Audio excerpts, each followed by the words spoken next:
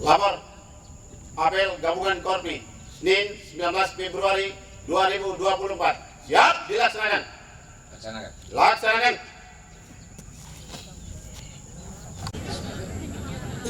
Assalamualaikum warahmatullahi wabarakatuh. Selamat pagi, salam sejahtera bagi kita semua. Hari ini dalam keadaan sehat walafiat pada apel gabungan Korpri pada bulan Februari 2024. Momentum apel gabungan Korpri hari ini hendaknya kita jadikan sebagai momentum untuk menjaga dan meningkatkan solidaritas dan sinergitas Korpri Kabupaten Buol. Kegiatan yang kita laksanakan sebulan sekali ini diharapkan menjadi media terbaik untuk menjalin silaturahim, kolaborasi dan penguatan komitmen pelayanan kita terhadap kepentingan bangsa dan negara, khususnya kepada masyarakat kita di Kabupaten Buol. Bapak Ibu hadirin yang saya hormati, sebagai pimpinan daerah, dengan segala kerendahan hati saya mengakui bahwa keberhasilan pemilu tidak terlepas dari peran kunci aparatur sipil negara yang telah bekerja keras dalam menjalankan tugasnya dengan penuh integritas, semangat pengabdian dan netralitas. Anda telah menjadi landasan kuat untuk menciptakan proses pemilu yang adil dan transparan.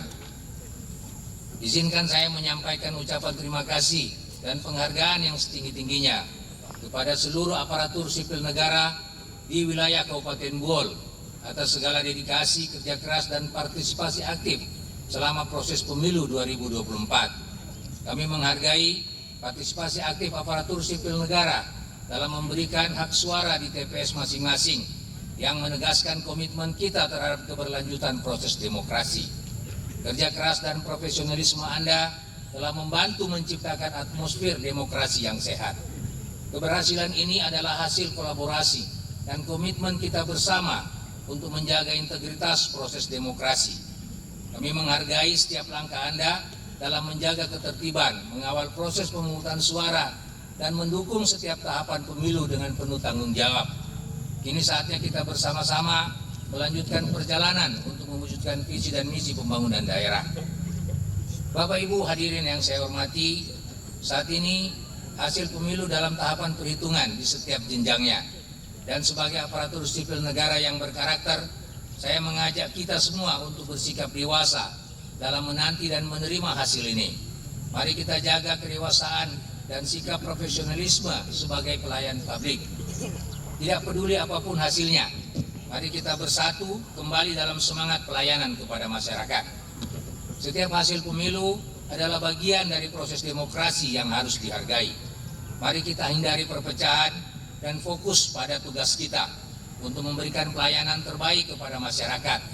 Kedewasaan kita dalam menerima perbedaan pendapat akan menjadi cerminan integritas dan kematangan sebagai aparatur sipil negara. Pemilu 2024 telah usai dilaksanakan dengan segala dinamika yang terjadi di dalamnya. Dan selanjutnya saya mengajak kepada seluruh aparatur sipil negara untuk tetap bersatu, bekerja keras dan mengedepankan profesionalisme demi mewujudkan pelayanan publik yang optimal. Mari kita bersama-sama menjaga stabilitas keamanan dan ketentraman bermasyarakat agar situasi dan kondisi tetap kondusif demi kemajuan daerah kita. Teruslah berkolaborasi dan meningkatkan sinergitas antar unit kerja dan tak henti berinovasi untuk memberikan pelayanan terbaik untuk masyarakat Kabupaten Buol.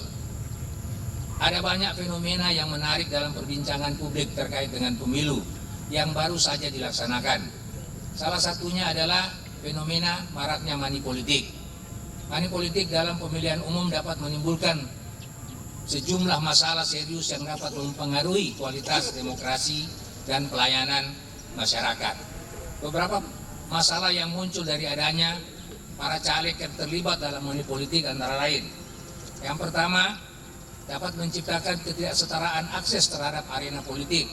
Caleg yang memiliki dana besar lebih mungkin akan mendominasi, sementara calon lainnya dengan kualitas yang mungkin kesulitan untuk bersaing. Yang kedua, korupsi dan penyalahgunaan kekuasaan.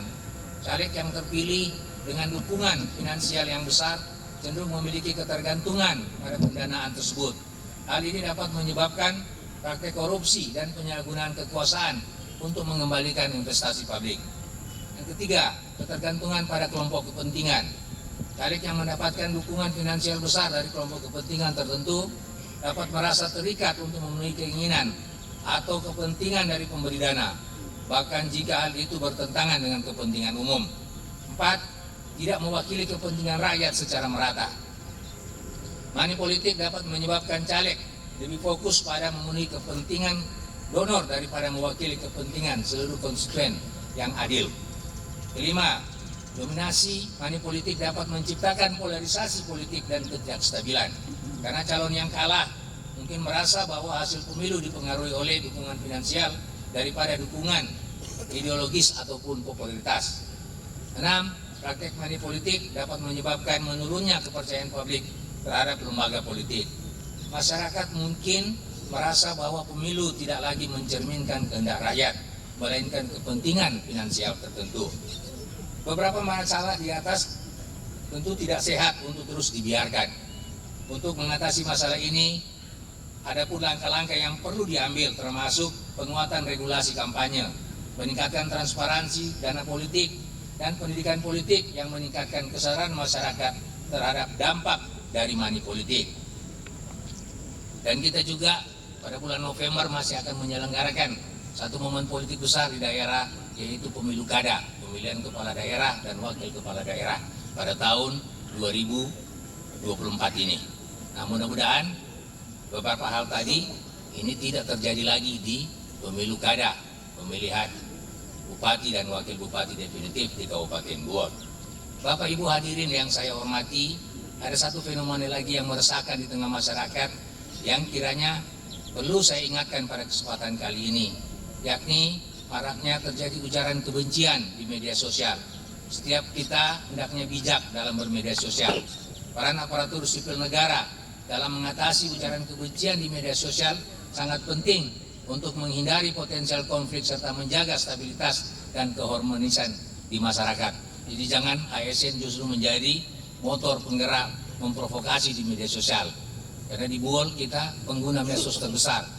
Dan saya juga masih melihat banyak oknum-oknum ASN yang berada di belakang dari ujaran-ujaran kebencian yang seringkali muncul di media sosial. Mudah-mudahan ini tidak lagi terjadi. Berikut beberapa langkah yang dapat diambil oleh ASN dalam menghadapi ujaran kebencian di medsos, antara lain. Yang pertama, ASN harus menjaga netralitas dan tidak terlibat dalam menyebarkan atau mendukung ujaran kebencian. Mereka harus tetap fokus pada tugas pelayanan publik tanpa memihak pada kelompok atau pandangan tertentu. Yang kedua, monitoring dan pelaporan. ASN dapat membantu dalam memantau konten di medsos yang bersifat meresahkan atau mengandung ujaran kebencian. Jika menemukan konten yang tidak sesuai, mereka dapat melaporkan kepada pihak berwenang atau penyelenggara medsos. Yang ketiga, pendidikan literasi digital. ASN dapat aktif terlibat dalam program literasi digital untuk meningkatkan pemahaman masyarakat terhadap dampak negatif ujaran kebencian dan cara mengatasi penyebarannya. Keempat, sosialisasi kode etik ASN. ASN perlu disosialisasikan dengan kode etik yang melibatkan perilaku online. Mereka harus memahami bahwa tindakan mereka di dunia maya juga mencerminkan profesionalisme dan integritas. Kelima, kampanye anti ujaran kebencian. ASN dapat bersama-sama dengan lembaga pemerintah dan organisasi masyarakat menyelenggarakan kampanye anti ujaran kebencian untuk meningkatkan kesadaran dan mengajak masyarakat untuk bersifat positif di dunia maya. Yang enam, bekerja sama dengan LSM dan komunitas, yaitu melibatkan diri dengan LSM dan kelompok masyarakat sipil yang bergerak di bidang pencegahan ujaran kebencian. Kolaborasi ini dapat memperkuat upaya penanggulangan dan mendukung penyuluhan di tingkat komunitas. Ketujuh, penanganan kasus internal.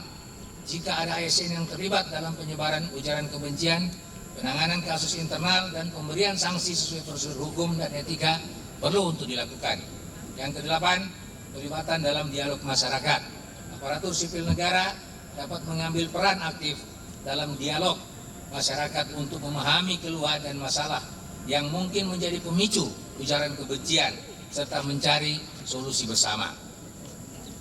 Bapak Ibu hadirin yang saya hormati, pada bagian akhir saya ingin menyampaikan informasi sehubungan dengan pelaksanaan pemeriksaan pendahuluan interim atas laporan keuangan pemerintah Kabupaten Buol tahun 2023. Maka saya instruksikan kepada para pimpinan OPD agar untuk sementara waktu tetap di daerah dan tidak melaksanakan perjalanan dinas ke luar daerah kecuali atas izin Bupati, dan segera menyiapkan dan menyerahkan dokumen SPJ dan belanja honorarium sesuai permintaan sebagaimana tercantum dalam lampiran surat BPK RI perwakilan Provinsi Sulawesi Tengah.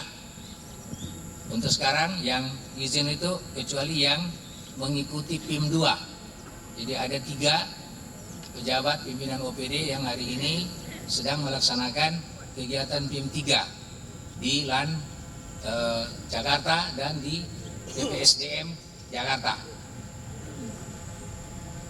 Itu yang hari ini sementara melakukan perjalanan dinas, termasuk yang melakukan perjalanan dinas dalam rangka harmonisasi Perda di Palu, itu dua orang. Itu yang hari ini sedang melaksanakan tugas.